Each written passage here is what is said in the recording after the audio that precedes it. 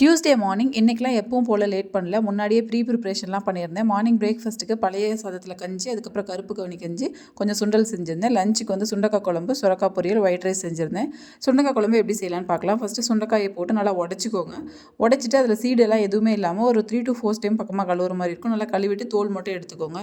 ஒரு பேனில் நல்லெண்ணெய் ஆட் பண்ணிவிட்டு கொஞ்சம் வெந்தயம், அதுக்கப்புறம் கொஞ்சம் கடுகு சேர்த்து நல்லா உடஞ்சதுக்கப்புறம் ஒரு 10 பல் பூண்டு பக்கமாக சேர்த்துக்கோங்க. சின்ன வெங்காயம் இருந்தால் சேர்த்துக்கோங்க, இன்னும் கொஞ்சம் டேஸ்ட்டாக இருக்கும். என்கிட்ட இல்லை, அதனால் நான் பெரிய வெங்காயம் ஒன்று சேர்த்துட்டு ஒரு ½ சைஸ் தக்காளி சேர்த்துக்கிறேன். இது நல்லா வதங்கினதுக்கப்புறம் இதில் வந்து கொஞ்சம் மஞ்சள் தூள், கொஞ்சம் மிளகாய் தூள், ஒரு டேபிள் ஸ்பூன் பக்கமாக மல்லித்தூள் சேர்த்துக்கோங்க, கொஞ்சம் கரம் மசாலா சேர்த்துக்கோங்க.